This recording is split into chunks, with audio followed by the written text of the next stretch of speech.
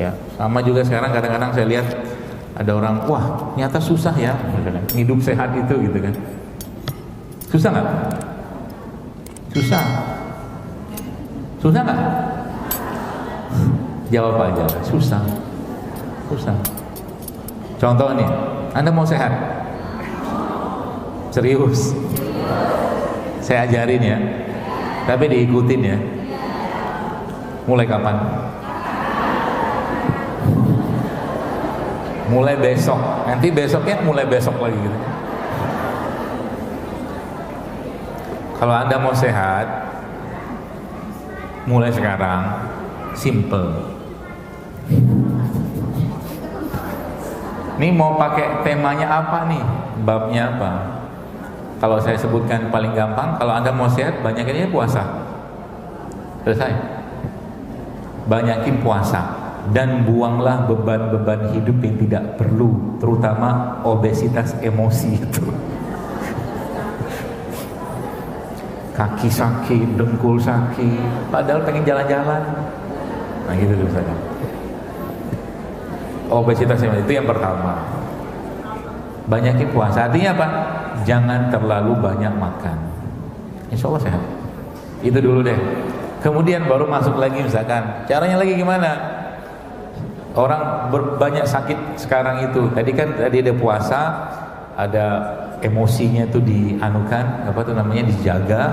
Ya termasuk juga di sini adalah kalau Anda punya sesuatu yang sifatnya kebahagiaan jiwa Anda pengen Anda kerjakan, kerjakan aja. Contoh mungkin ibu-ibu udah lama banget tidak gardening atau bercocok tanam, berkebun. Coba pergi ya mungkin kebun orang, kayak kebun anak, kayak kebun siapa gitu, sehingga anunya tersalurkan.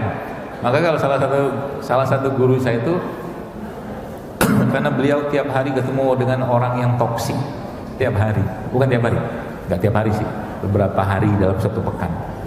Itu dia dalam 1 bulan atau per 2 bulan itu wajib mancing.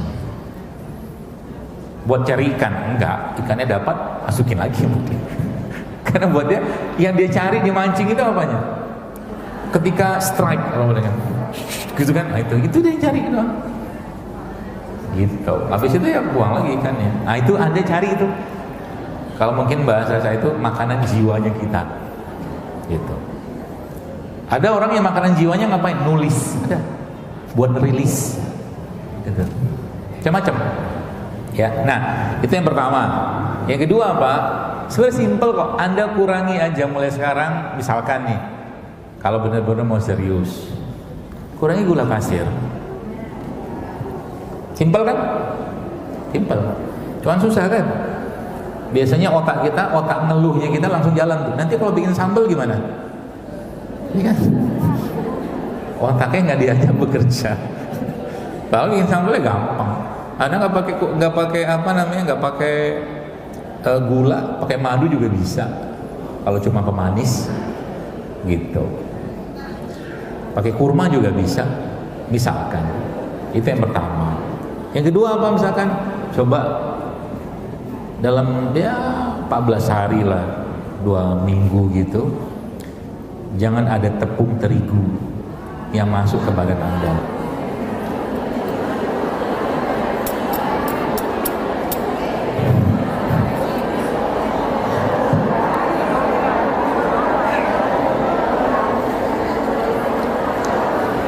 Baru sebentar aja udah ribut. Siap nggak? Kalau nggak siap nggak usah. Itu nggak ada yang maksain kok. Jadi berarti kami selama 2 minggu ke depan nggak boleh ada produk tepung terigu masuk ke badan kami. Kalau mau disiplin iya, latihan. Baru ngomong kayak begini, keluar sudah muncul roti kan. Komplit sudah itu kan, ada terigunya, ada gulanya.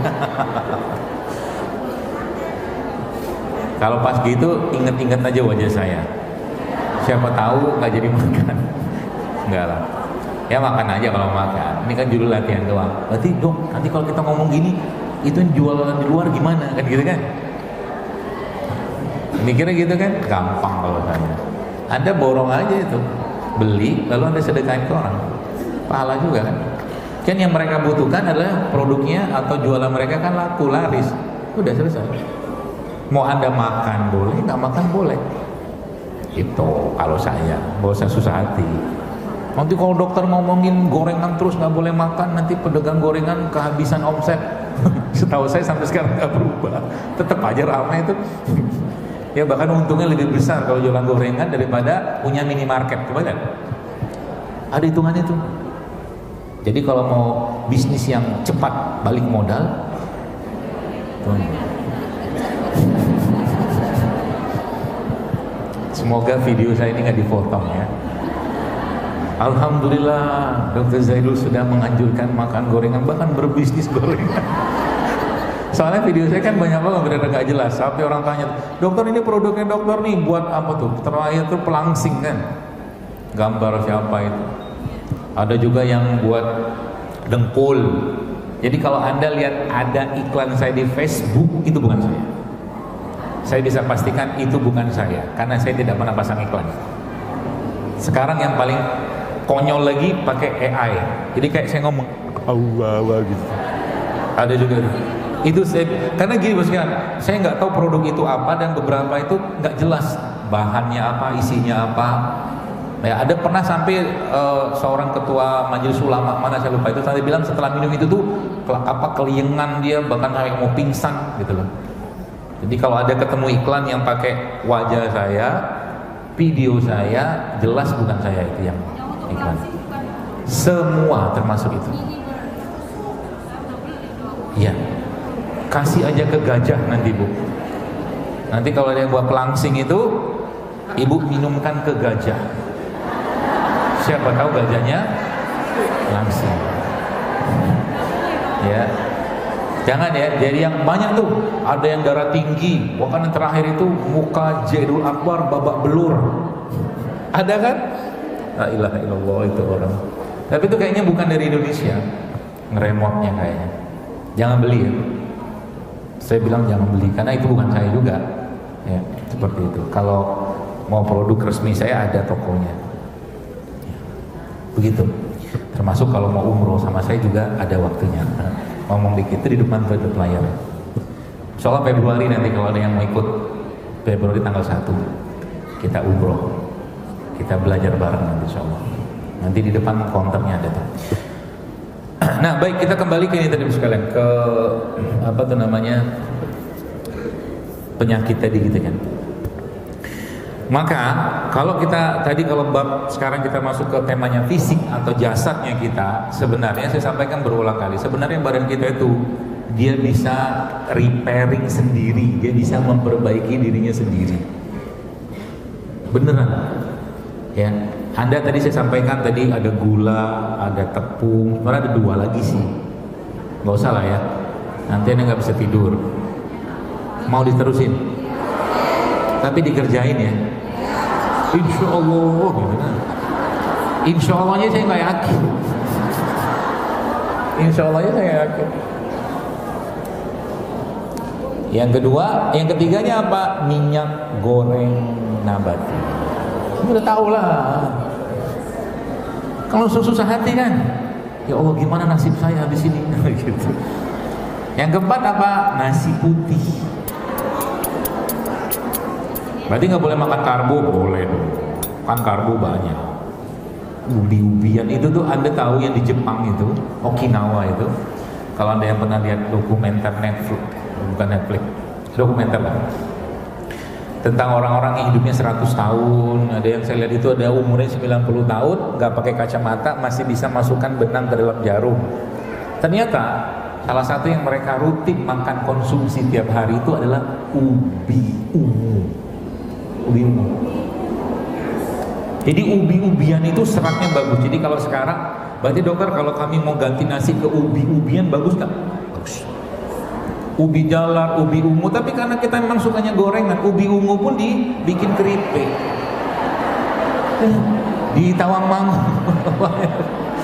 semua digoreng. Sampai akhirnya kata teman saya itu apa ya? Kata dia begini, supaya dia menyenangkan hati saya gitu. Dia bilang, dok ini nggak apa-apa dok, dia kasih gorengan kan, ini apa, ada bawang, tempe apa segala. Ini tempe yang direbus pakai minyak gitu. Ya framingnya agak diubah sedikit, kayak gitulah. Itu ya mudah kan, mudah.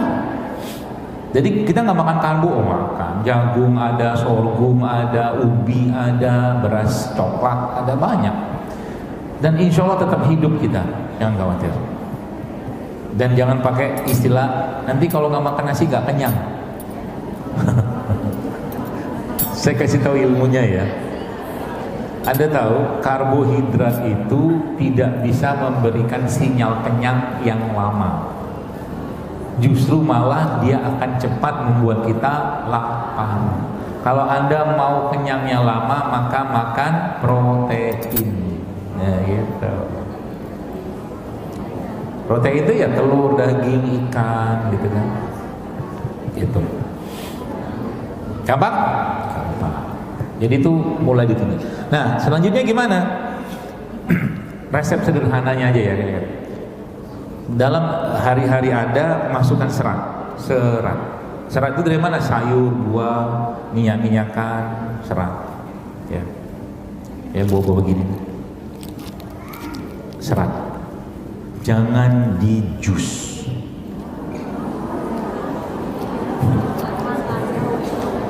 Kenapa jangan di jus? Karena kalau Anda jus, gulanya naik. Udah gulanya naik tanpa Anda kasih apa-apa, Anda kasih gula lagi, kasih susu lagi. Jadi akhirnya apa? Rutin, saya tuh rutin mengkonsumsi jus nanas 2 kali sehari supaya BAB lancar. 3 bulan saya ngecek gula darah ternyata naik. Dan nanas segini, sisanya gula, susu, gitu-gitulah. Jadi kalau makan buah, ya dimakan, gitu, ya dimakan pakai mulut, gitu ya. Jadi sayur, buah-buahan. Kemudian apa lagi ibu sekalian? Nah itu yang di dokumenter itu salah satu yang membuat mereka itu juga apa tuh namanya, badannya bagus gitu ya, apa sehat. Jadi umur 90 tahun masih bisa nyangkul. Kita kayaknya 60 tahun sudah susah jalan. Ini kacang-kacangan. Jadi menunya pasti ada nut and seed, kacang dan biji-bijian. Itu. Jadi nanti kalau masak nasi, nasinya dicampur sama biji-bijian. Biji-bijian contohnya apa? Biji kacang hijau, biji habatus sauda. Tuh. Ada yang sudah jadi produknya itu. Nanti kalau saya sebutin nanti diiklanin lagi. Udah ada. Jadi campurkan ke dalam nasi supaya apa? Nasinya berserat kalau masih makan nasi. Gitu. Oke? Lalu apa lagi Ibu sekalian? Sayur, buah, kemudian makanan-makanan fermentasi. Ini udah apa namanya, dimasukkan dalam menu-menu masakan Anda. Kalau dokter, minuman atau ada makanan atau minuman fermentasi nggak yang saya minum tiap hari? Hampir-hampir ada. Umumnya probiotik, umumnya probiotik. Jadi kalau biasanya pagi-pagi itu kalau saya nggak mau makan, dan memang saya lebih sering nggak makan kalau pagi, itu kalau nggak pilihannya saya ngopi pahit, nggak pakai gula, karena sudah merasa hidupnya manis dan indah, jadi nggak pakai gula, pakai gula merah, gula apa nggak usah. Kopi. Nanti kopi itu akan menahan rasa lapar saya sampai siang sampai sore. Itu yang pertama. Tapi tergantung Anda cocok kopi atau tidak sih. Kalau misalkan saya asam, bisa pakai pilihannya 2, kan ada Arabica, ada Robusta. Kalau yang lebih tidak asam itu setahu saya Robusta kalau nggak salah. Itu yang pertama. Yang kedua Pak, saya akan minum rimpang. Jadi pagi-pagi itu saya lebih suka pagi-pagi itu tidak banyak asupan makanan masuk. Bahkan sekarang ini saya beberapa waktu belakangan ini lebih senang namanya itu apa ya, omet. OMAD, one meal a day, sekali makan sehari. Jangan diikutin kalau Anda yang biasanya perlu asupan makanan lebih banyak, ya jangan diikutin. Tapi kalau Anda yang bisa, tidak apa-apa. Jadi makan, contoh gini, maksudnya gini, sehari kebutuhan kalori kalau salah orang dewasa kita ini sekitar 2000-an. 2000-an itu sebenarnya Anda bisa pecah-pecah dengan berbagai macam makan, ya. Tapi boleh nggak sekali makan bisa sampai 2000? Boleh-boleh aja. Sehingga nanti waktu sisa yang lain itu tubuhnya ngedetox, gitu maksudnya. Berarti sisanya itu ngapain? Anda minum air, minum kopi, makan buah. Jadi makannya cuma sekali doang. Kapan makannya? Yang jelas jangan malam. Tapi boleh sih malam. Ya. Beberapa yang terakhir saya baca itu dia cuman makan tuh terserah aja makannya kapan aja. Cuman lebih baik jangan malam kalau saya. Paling bagus siang. Gitu. Jadi tubuhnya terus di detox gitu-gitulah. Karena nggak ada makanan kan. Apalagi tambah dengan tadi ramuan tadi. Itu jadi kayak begini nih. Ya apa nih, kencur, kunyit. Ini lain kali kalau bikin, kalau saya sekarang guru saya ngajarin jangan dikupas kulitnya. Karena kulitnya itu masih banyak yang bermanfaat di situ. Cuci bersih aja. Cuci bersih lalu siksa dia. Dikeprek. Kalau dikeprek dia akan marah. Marahnya gimana maksudnya? Mengeluarkan aroma kan? Itulah zat pertahanan dirinya mereka. Jadi kalau menurut saya kayaknya lebih tersiksa mereka kalau digeprek daripada dipotong. Aromanya lebih kenceng kan? Gitu. Jadi geprek, bersih, cuci. Nah cari jahe juga, jahe kayak begini. Kan sekarang banyak jahe impor, jahe hibrid kita bilang. Jadi kalau nanti bikin jahe begini, cari jahe lokal aja, kecil-kecil, jahe merah, jahe hibrid itu, ya. Jadi geprekin aja, curin. Formulanya gimana? Formulanya kalau saya biasanya tuh tidak mungkin single, itu kaidahnya. Tidak mungkin saya minum jahe doang. Pasti ada campuran yang lain. Entah itu Anda campurkan dengan lengkuas, entah itu Anda campurkan dengan serai. Ya, jangan sendirian dia. Itu biasanya formula saya begitu. Formula yang kedua gimana? Ada satu rimpang, ini kan rimpang, ada satu rempah. Itu formula kedua. Jadi kalau sudah kayak ini ngerti, kalau dengan catatan Anda nggak ada penyakit, tukar-tukar aja. Ya, tapi beberapa bahan itu memang punya efek hipotensif, menurunkan tekanan darah, ya, atau menurunkan gula darah. Itu agak hati-hati saja, terutama misalkan kayak kayu manis. Kayu manis ini dia efek nurunin gula darahnya cukup kuat, sehingga ada beberapa yang minum wedang atau rempah gitu tuh, habis minum yang ada kayu manisnya keliengan dia. Nah itu biasanya karena mungkin efek dari hipotensif hipoglikemik dari si kayu manis itu. Ada juga yang punya efek untuk menurunkan tekanan darah seperti kunyit gitu. Nah, jadi kalau udah begitu gimana?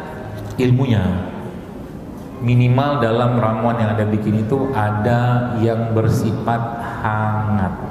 Itu ilmunya. Contohnya, biar saya nggak jelasin panjang lebar, Anda bisa kombinasi sendiri. Hangat itu contohnya apa nih? Hangat. Ini hangat. Kencur nih hangat kan? Pedas malah. Ya. Kemudian lengkuas juga hangat nih. Apalagi hangat, ini hangatnya. Oke. Ini apa? Serai. Iya serai. Ini hangat. Jadi hangat ini boleh jangan semua juga. Kalau semua panas, kepanasan. Ya Anda ambil satu atau dua, atau paling tidak pakai formulanya ini. Rempah itu Anda sudah mulai paham kenapa India itu anaknya banyak-banyak. Kan negara paling banyak populasi di dunia kan. nomor 1 atau nomor 2 setelah Cina gitu. Kan rasanya ini. Jadi promil itu paling mudah rempah. Karena rempah itu akan menyuburkan kandungan. Gitu. Ya, rempah. Wah, peluang rempah. Tambah dengan puasa, tambah rempah, insya Allah hamil. Mudah-mudahan. Nah, rempah itu bos sekalian, ini kan rempah. Kalau ini kan tadi rimpang, kan beda. Rimpang berempah itu beda. Rempah itu semuanya sebagian besar sifatnya hangat atau panas. Ya, hangat atau panas. Ini saya kasih tahu ilmunya. Biasanya saya jarang buka begini, tapi nggak apa-apa, saya kasih tahu. Kunyit. Kunyit ini aslinya kalau secara sifat yang saya pahami dia dingin. Sifat aslinya bahan. Ya, makanya kalau ada orang yang kena mah, yang mahnya sebelah mungkin tipenya dingin, ketemu kunyit kelingan dia. Oke, step pertama. Bos ada tanya jawab lah ya. Nggak ada juga yang nanya, udah pada pintar. Jadi, dok, saya kalau habis minum kunyit kelingan saya, ya kan? Itu biasanya karena kunyit secara sifat itu dingin. Dingin ketemu dingin makin dingin. Itu rumusnya. Itu berarti saya nggak cocok minum kunyit, bukan nggak cocok, tapi tubuh Anda tidak siap. Tapi kalau mau tetap minum kunyit, caranya gimana? Pilihannya ada beberapa. Pilihan pertama, jangan minum kunyit sekalian. Pilihan yang kedua, Anda campurkan kunyit dengan semua yang sifatnya hangat. Jahe tadi kan paham ya? Itu rumus paling sederhana. Gitu. Jadi kalau saya tetap, karena kunyit itu manfaatnya banyak banget. Datanya begini, termasuk Okinawa itu, Jepang itu paling tinggi konsumsi kunyitnya, yang membuat mereka ini rimpang anti aging, anti penuaan. Ya, jadi mau enggak tapi jangan single ya.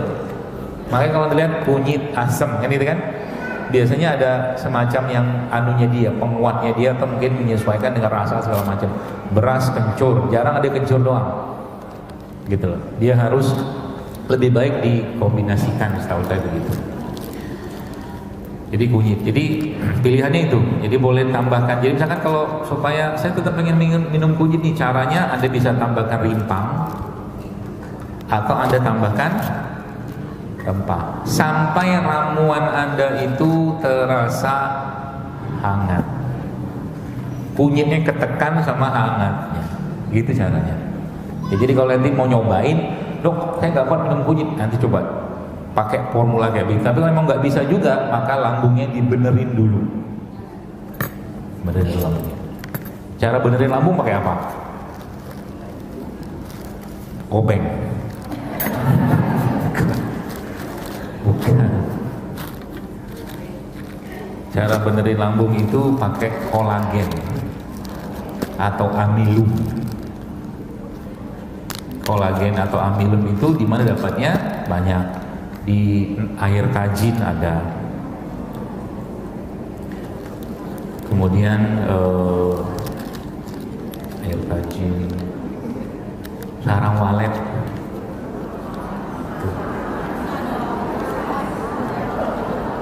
Langsung ngomong mahal. Dalam kamus seorang muslim itu tidak ada yang mahal. Tidak boleh. Ini saya serius ngomong. Karena Israel itu menggelontorkan dana unlimited untuk kampanye mereka. Kita baru ngomong tadi apa? Sarang walet udah bilang mahal. Gimana mau jadi umat yang kaya? Kecil, semua tuh murah. Ada yang mahal. Yang mahal itu apa? Surganya Allah. Mahal. Yang lain-lain gampang. Kalau mau beli aja, ngomong sama Allah. Ngomong kayak Nabi Zakaria ngomong kayak Nabi Ayub yang ngomong gitu loh. Ya Allah, begini ya Allah, tahun depan tuh pengen haji, gitu ngomongnya. Tetap dengan beradab. Puji Allah, sholawat kepada Nabi. Tahun depan tuh pengen haji. Tapi kan kau tahu penghasilanku sebulan berapa ya Allah? Cuman sekian. Kalau haji furoda misalkan 500 juta. Karena nggak mungkin. Tapi kan aku kan punya engkau. Aku hambamu. Aku udah pengen banget ngobrol gitu. Nanti nangis sendiri gitu. Nanti Allah kasih jalan keluarnya. Benar. Gitu. Kalau saya dulu begitu. Waktu saya pernah mau haji itu, alhamdulillah terbantu sama tetangga. Tetangga saya itu setiap sebelum saya haji, kan saya ke musola tiap hari lewat situ. Dia panggil saya, sholat Pak Haji, amin. Sholat Pak Haji, amin. Kan belum haji. Paham? Didoain sama tetangga. Jadi dia bilang haji, belum haji, aminin aja gitu kan. Akhirnya saya bilang sama ibu kan, bu, saya mau mak, gitu. Mak saya mau haji. Gitu. Oh iya, iya. Alhamdulillah gitu kan. Duitnya sudah ada, belum. Terus saya bilang sama mak, kan ada mama gitu. Mama tinggal doa aja. Terus kejadian bu itu. Tiba-tiba ada duit gitu kan buat haji. Gitu. Jadi jangan suka pakai matematika dan angka ke Allah. Nanti susah hidup kita. Karena zaman sekarang ini peradabannya peradaban angka. Semua diangkain. Orang yang punya gaji 5 juta gak pernah bisa berpikir, bahkan berani bermimpi untuk punya rumah 5 miliar, gak berani dia. Betul? Padahal buat Allah apa susahnya? Itu iman. Nah gitu. Seru kan gitu kan? Saya ngomong gini, dok kacang almond mahal, pistachio mahal, gitu aja hidup kita kan, bola balik situ-situ aja. Naik level sedikit. Apa yang Anda pengen, obrolin sama Tuhan. Pengen haji tahun depan, ngomong aja sama Allah. Gitu. Penutup ya, penutup. Jadi ada, bosan penutup, sudah cukup. Tadi apa tadi? Sudah selesai ya? Jadi itu resepnya ya. Jadi mungkin cari yang panas atau cari dingin, ketemu yang panas. Paling gampang jadi itu ya. Tapi sebagian besar setahu saya sebagian besar itu sifatnya anget gitu loh. Sebagian besar. Meskipun ada sebagian besar juga yang dingin. Coba kalau rempah-rempah itu sifatnya hangat. Dan itu masukkan dalam menu Anda tiap hari, dan itu nanti yang akan memperbaikilah ya tubuh kita. Jadi kan baik sendiri dia, termasuk tadi makanan-makanan probiotik, minuman probiotik ini kan kayak gini. Jadi mereka tuh sangat dekat dengan ini, sangat dekat dengan bukan tauco, dengan makanan fermentasi. Ya tauco, miso, kimchi gitu-gitulah. Kalau kita kan ini tempe, gitu. Kalau daun-daunan gimana dok? Bagus. Cuman daun-daunan secara sifat dia dingin atau panas? Ini. Makanya kalau daun-daun begini kalau Anda pakai hati-hati juga, meskipun ada beberapa daun yang tidak semua sifatnya dingin. Contoh, ini panas nih. Panas itu tahunya cirinya dari mana? Kalau Anda aromain atau rasa paling gampang dia pedas, itu panas. Atau dia aromanya kuat, itu biasanya panas. Sifat ya. Contoh kalau Anda makan, jadi kalau sekarang saya tanya, berarti kalau lada hitam itu panas atau dingin? Jadi nanti kalau lagi flu gitu, Anda mulai paham kira-kira minumnya apa. Flu itu kira-kira tubuh kita sedang dingin atau panas? Makanya orang zaman dulu suruh kalau flu dibikinin sup, ya. Itu ilmunya.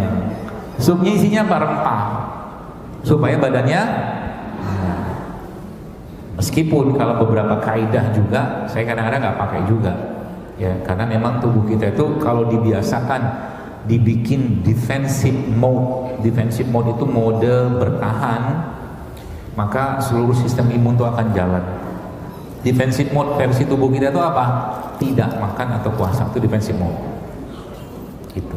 Jadi kalau kita mulai membiasakan jangan sering-sering makan, kecuali memang lambungnya nggak kuat ya. Jadi beberapa orang tuh dok, kalau saya nggak makan nasi, kalau saya makan yang telat segala macam, itu tidak dipakai bab ini kalau tubuhnya tidak siap. Tapi kalau mau dipakai temanya adalah apa? Dia makannya sering tapi sedikit. Misalkan nih, kayak saya bisa makan sehari sekali doang. Katakan kalau orang itu nggak bisa, tapi dia makannya 5 kali sehari, tapi dikit-dikit sekali makan. Berarti dia kalau dia gemuk badannya, kira-kira masalahnya apa? Dia makannya sering tapi banyak, ya kan? Padahal dia nggak butuh sebanyak itu. Pertanyaannya, kenapa dia makan sebanyak itu? Karena mungkin dia butuh cinta, butuh kasih sayang. Karena cinta dan kasih sayang itu sifatnya manis, maka dia carilah yang manis-manis. Mana ada orang lagi stres makannya buah? Makannya apa? Tepung kan, gula, karbo-karbolan. Obrolan saya dengan guru saya, tapi itu memang faktanya begitu. Baik, saya kira mungkin begitu yang bisa sampaikan. Mudah-mudahan bermanfaat. Sekali lagi, sebaik-baiknya ilmu adalah yang diamalkan. Semoga apa yang saya sampaikan ini bisa diamalkan Bapak Ibu sekalian, sehingga nanti jasad kita ini bisa kita kembalikan pada Allah Subhanahu wa taala keadaan yang baik sebagaimana Dia menciptakan keadaan yang baik. Dan tentunya kita mendoakan semoga saudara-saudara kita yang ada di Palestina saat ini yang masih terus dijajah dan dizolimi oleh Zionis Yahudi laknatullah alaih, Allah bebaskan mereka, Allah berikan kemenangan kepada mereka, dan Allah jadikan Masjidil Aqsa dikembalikan lagi pada kaum muslimin. Dan kita berdoa juga semoga mereka semua diberikan ketabahan dan Allah terima syuhada mereka, syahidnya mereka, dan yang masih hidup Allah berikan kemudahan untuk beribadah, beramal soleh, berkarya, dan juga Allah mudahkan kita untuk membantu mereka. Dan kita juga mendoakan negeri kita Indonesia ini, semoga Allah jaga negeri kita ini, semoga Allah berikan pemimpin yang adil buat negeri kita ini, dan semoga Allah jadikan kita atau berikan kenikmatan kepada kita dalam semua ketaatan dan amal soleh yang kita kerjakan tiap hari. Dan semoga Allah jaga diri kita, keluarga kita, bapak ibu kita, suami, istri, anak-anak kita semua. Semoga Allah jaga dari segala macam penyakit hati, penyakit-penyakit yang merongrong diri kita, dan semoga Allah jaga dari penyakit-penyakit fisik juga, dan semoga yang sakit Allah sembuhkan. Allah berikan atau bebaskan hutang bagi orang yang sedang berhutang saat ini. Semoga yang belum berjodoh Allah berikan jodoh, yang belum punya anak Allah berikan anak, yang belum bisa umroh Allah memudahkan umrohnya, yang belum haji Allah memudahkan untuk haji tahun depan. Dan semoga Allah berikan kepada kita semua rizki yang barokah, yang halal, makanan yang baik, makanan yang halal, yang baik, yang kita bisa berikan kepada keluarga kita di rumah. Dan semoga sekali kita mendoakan diri kita juga, semoga Allah wafatkan kita dalam husnul khotimah. Allah pertemukan kita kembali dengan keluarga kita, bapak, ibu, saudara-saudara kita, dan tentunya dengan anak istri kita, suami kita, dan orang yang kita cintai. Dan tentunya yang paling utama kita berdoa pada Allah agar Allah pertemukan kita dengan Rasulullah SAW di surga firdausnya Allah tanpa hisab dan tanpa azab. Wallahu a'lam bishawab. Subhanakallah bihamdika asyhadu an la ilaha illa anta astaghfiruka wa atubu ilaik. Assalamualaikum warahmatullahi wabarakatuh.